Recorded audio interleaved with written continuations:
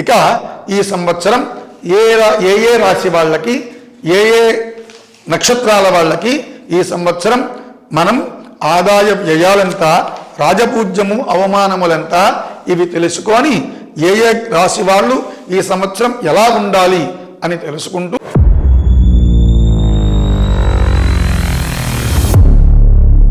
మొట్టమొదటగా ఈ యొక్క 12 రాసుల్లో మేషరాశి వారికి ఎలా ఉంటుంది ఈ సంవత్సరం ఆదాయ వ్యయాలు, రాజపూజ్య అవమానాలు, మేషరాశి యొక్క ఫలితం మనం చక్కగా విందాం. ఈ సంవత్సరం మేషరాశికి 11 ఆదాయం 5 వ్యయం. ఇక్కడ ఒక చిన్న విషయం మీకు చెప్పాలి. ఏమిటంటే ఈ ఆదాయ వ్యయాలంట చాలామంది నాకు ఈ రాశి వాళ్ళని నేను కాబట్టి 11 ఆదాయం నాకు 5 వ్యయమే కాబట్టి ఖర్చు బాగా మన తక్కువ ఉంటుంది కాబట్టి నాకు బాగా దాచిపెట్టుకునేటువంటి అవకాశం ఉంటుందంటారు. చాలామందికి చెప్తున్నాను విషయం చూడండి. ఈ ఆదాయ వ్యయాలు, ఈ రాజపూజ్య అవమానాలంతా కూడా దేశానికి సంబంధించినవి. అయితే నాకేంటి ప్రయోజనం అంటే ఆ దేశంలో నువ్వు కూడా ఒక పౌరుడు కాబట్టి దానిలో నువ్వు కూడా ఒక భాగస్థుడివి, అంతే తేడా. అంతేగాని మనం ఈరోజు మేషరాశి వాళ్ళు 11 ఆదాయం ఉంది కదా వాళ్ళకి అప్పులే లేవంటే శుద్ధ అబద్ధం. అప్పులు ఉంటాయి, ఆదాయం ఉంటుంది, కానీ అప్పులు ఎక్కడికి పోవు. కానీ ఈ ఆదాయం ద్వారా మనం దేశం కోసం కూడా కొంత రుణాలు తీర్చుకుంటూ చక్కగా మనం మన జీవితాన్ని సాగించవచ్చు అని చెప్తారు. అట్లా ఈరోజు మేషరాశి వాళ్ళకి 11 ఆదాయం 5 వ్యయం, అదేవిధంగా 2 రాజపూజ్యం 4 అవమానం. ఈ మేషరాశి వాళ్ళకి ఇలా ఉన్నది. అయితే ఇక్కడ ఈ మేషరాశి వాళ్ళకి ఇప్పుడు ఏలినాటి శని జరుగుతోంది కాబట్టి కొంత జాగ్రత్తగా చక్కగా దశరథ కృత శని స్తోత్రమని ఆ స్తోత్రాన్ని కానీ పారాయణం చేస్తే చక్కగా శని ప్రభావం తగ్గుతుంది. ఉండదని చెప్పని కానివ్వండి, తగ్గుతుంది. ఎందుకు తగ్గుతుందయ్యా అంటే శని కూడా దశరథ మహారాజు శనితో యుద్ధానికి వెళ్ళాట. వెళితే ఆయన నువ్వు నాతో యుద్ధం చేయడం ఏమిటయ్యా అంటే నా రాజ్యం కోసం చేస్తున్నానంటే నీ రాజ్యంలో ఉండేటువంటి ప్రజల కోసం చేస్తున్నావు కాబట్టి నీకు వరమిస్తాను కోరుకో అని అన్నట్ట. ఏమిటయ్యా అంటే అప్పుడు ఈ యొక్క రాజు దశరథుడు అడిగాట. ఏమనంటే నేను ఈరోజు మిమ్మల్ని చేసే స్తోత్రాన్ని ఎవరైతే ప్రజలు చేస్తారో వాళ్ళకి నీ బాధ ఉండకూడదు అని వరమడిగితే దశరథుడు తథాస్తు అన్నట్ట శని. కాబట్టి ఈ ఏలినాడు శని లేదా అర్ధాష్టమ శని, అష్టమ శని, ఇలా శని దశ ఇలా ఉండేటువంటి వాళ్ళు ఎప్పుడు కూడా దశరథ కృత శని స్తోత్రం చేస్తే చాలా మంచిది. కాబట్టి చక్కగా ఈ మేషరాశి వాళ్ళు దశరథ కృత శని స్తోత్రం చేస్తూ ఆరోగ్యంగా మానసిక ప్రశాంతతతో ఉండవలసిందిగా కోరుతూ 2వ రాశి వృషభ రాశి. ఈ రాశి వాళ్ళకి ఎలా ఉంటుంది అంటే ఈ రాశి వాళ్ళకి ఈ సంవత్సరం 5 ఆదాయం 14 వ్యయం 5 రాజపూజ్యం 4 అవమానం. అయితే వీళ్ళకి ఆదాయం తక్కువ, వ్యయం ఎక్కువగా కనిపిస్తోంది మనకంతా కూడా. దాంతోపాటు వీళ్ళకి ఇంకొక విషయం ఉన్నది.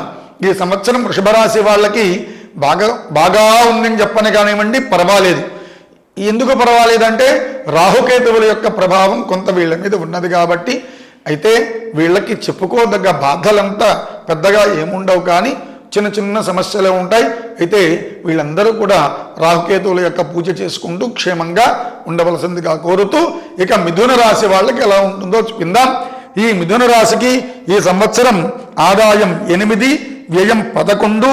ఈ మిథున రాశి వాళ్ళకు కూడా ఈ సంవత్సరం అయితే అదృష్టవశాత్తు ఈ మిథున రాశి వాళ్ళకి గురువు లగ్నంలో సంచరిస్తున్నారు, అంటే మిథునంలో.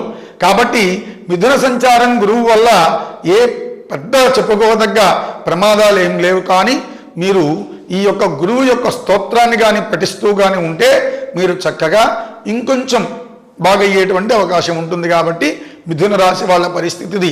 ఇక్కడ కర్కాటక రాశి వాళ్ళకి వెళదాం. ఈ కర్కాటక రాశి వాళ్ళకి ఈ సంవత్సరం ఎలా ఉంటుందయ్యా అంటే 2 ఆదాయం 11 వ్యయం, అదేవిధంగా 4 రాజపూజ్యం 7 అవమానం. వీళ్ళ యొక్క పరిస్థితి ఏమిటి అంటే ఈ సంవత్సరం రేపు యమునా పుష్కరాల వరకు కూడా వీళ్ళకి గురువు వ్యయస్థానంలో సంచరిస్తున్నాడు కాబట్టి గురుబలం తక్కువగా ఉన్నది. కాబట్టి ఈ కర్కాటక రాశి వాళ్ళు గురుస్తోత్రాన్ని పారాయణం చేస్తూ చక్కగా ఈ యొక్క యమునా పుష్కరాల దాకా జాగ్రత్తగా ఉంటే ఆ యమునా పుష్కరాల నుంచి గురువు కర్కాటకంలోకి ప్రవేశిస్తాడు. కాబట్టి అప్పటి నుంచి మీకు సుముఖంగా క్షేమంగా ఉంటుంది. ఇక తర్వాత రాశి సింహరాశి. వీళ్ళకి ఎలా ఉంటుంది ఈ సంవత్సరం అని అంటే 5 ఆదాయం 5 వ్యయం. హాయ్ శనగలు తిన్నా చేయగడుక్కున్నాం. అదేవిధంగా ఈ సంవత్సరం 7 రాజపూజ్యం 7 అవమానం. ఈ సింహరాశి వాళ్ళకి ఇదేదో బాగానే ఉంది అనుకున్నారు. ఇంకో చిన్న ప్రమాదం ఉంది ఇక్కడ. ఏమిటా ప్రమాదం అంటే వీళ్ళకి అష్టమ శని జరుగుతోంది. ఈ అష్టమ శని ఈ దశ మన యొక్క ఏలినాడు శని కంటే ప్రమాదమైంది, చాలా బాధలు ఇస్తుందట. అయితే ఇక్కడ ప్రస్తుతానికి యమునా పుష్కరాల వరకు కూడా గురువు ఏకాదశంలో మంచి స్థానంలో ఉన్నా యమున పుష్కరాల నుంచి ఈ యొక్క సింహరాశి వాళ్ళకి వ్యయస్థానంలోకి చెడ్డ స్థానంలోకి గురువు వస్తున్నాడు. కాబట్టి అటు శని ఇటు గురువు వీరిద్దరి యొక్క బాధ వల్ల సింహరాశి వాళ్ళు కొంచెం ఇబ్బందులు పడేటువంటి అవకాశం ఉంది. కాబట్టి ఈ యొక్క సింహరాశి వాళ్ళు శని స్తోత్రం మరియు గురు స్తోత్రాలు దక్షిణామూర్తి స్తోత్రాలు చదువుకుంటూ క్షేమంగా ఉండవలసిందిగా కోరుతూ తర్వాత రాశి కన్యారాశి. వీళ్ళకి ఎలా ఉంటుంది ఈ సంవత్సరం అంటే కన్యారాశి వాళ్ళకి 8 ఆదాయం 11 వ్యయం, అదేవిధంగా 3 రాజపూజ్యం 3 అవమానం. ఈ కన్యారాశి వాళ్ళకి ఈ సంవత్సరం 7వ స్థానంలో శని సంచారం జరుగుతోంది. కాబట్టి కుటుంబంలో కొన్ని కలహాలు ఏర్పడే అవకాశం ఉంది. కాబట్టి ఆ కుటుంబ కలహాలని ఎదుర్కొనేటువంటి మార్గం ఒక్క శని స్తోత్ర వల్లనే మనకు జరుగుతుంది. కాబట్టి చక్కగా దశరథకృత శని స్తోత్ర పారాయణం చేసుకుంటూ మీరంతా కూడా కన్యారాశి వాళ్ళు ఈ యొక్క ఎటువంటి సమస్యని సంసారంలో వచ్చినా దాన్ని పెద్దది చేసుకోకుండా ఎక్కడికక్కడే మర్చిపోతూ క్షేమంగా ఉండవలసిందిగా కోరుతూ తర్వాత రాశి తులారాశి. వీళ్ళకి ఎలా ఉంటుంది ఈ సంవత్సరం అంటే 5 ఆదాయం 14 వ్యయం, అదేవిధంగా 6 రాజపూజ్యం 3 అవమానం. ఈ రాశి వాళ్ళకి ఈ సంవత్సరం ఈ షష్ఠ స్థానంలో శని సంచారం ఉంది. షష్ఠంలో అంటే శత్రుస్థానంలో శని మంచివాడే కానివ్వండి, కాస్త వాగ్దోషం వస్తూ ఉంటుంది. అంటే మన మాట ఎదుటివారు సరిగ్గా అర్థం చేసుకోక మనల్ని తప్పుపట్టేటువంటి అవకాశం ఉంటుంది. కాబట్టి ఈ తులారాశి వాళ్ళు ఏ బాధలు లేకుండా ఉండాలంటే చక్కగా విష్ణు సహస్రనామ స్తోత్రాన్ని పారాయణం చేస్తూ ఈ సంవత్సరం యోగక్షేమాన్ని పొందవలసిందిగా కోరుతూ తర్వాత రాశి వృశ్చిక రాశి. ఈ వృశ్చిక రాశి వాళ్ళకి ఈ సంవత్సరం ఎలా ఉంటుంది అంటే 11 ఆదాయం 5 వ్యయం 2 రాజపూజ్యం 6 అవమానం. ఈ వృశ్చిక రాశి వాళ్ళకి ప్రస్తుతానికి అష్టమ స్థానంలో గురు సంచారం జరుగుతోంది. ఇది ఎప్పటి వరకు అయ్యా అంటే యమునా నదీ పుష్కరాల వరకు. అక్కడి నుంచి గురువు 9వ స్థానంలోకి వచ్చి ఆ యొక్క వృశ్చిక రాశిని ఆయన దృష్టి చూస్తాడు. కాబట్టి అప్పటి వరకు కాస్త గురు స్తోత్రాలు పారాయణం చేస్తూ దక్షిణామూర్తి స్తోత్రాలు పారాయణం చేస్తూ క్షేమంగా ఉండవలసిందిగా వృశ్చిక రాశి వాళ్ళకి తెలియజేస్తూ తర్వాత రాశి ధనస్సు రాశి.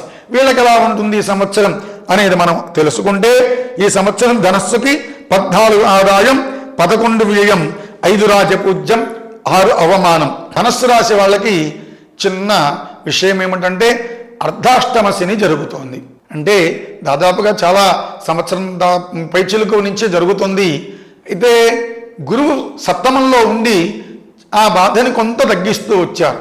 కానీ యమునా పుష్కరాల నుంచి గురువు కూడా అష్టమ స్థానంలోకి చేరుతాడు. కాబట్టి ఈ శని గురువుల యొక్క బాధ సంచారం చేత మనకి ఇనిమిక్కిలి ఎక్కువగా బాధలు వచ్చేటువంటి అవకాశం ఉంది. కాబట్టి ఈ ధనస్సు రాశి వాళ్ళందరూ కూడా అటు శని స్తోత్రాలు ఇటు గురు స్తోత్రాలు చేసుకుంటూ మీరంతా కూడా ఆ గురు శని బాధల నుంచి క్షేమంగా ఉండాలని కోరుకుంటూ తర్వాత రాశి మకర రాశి.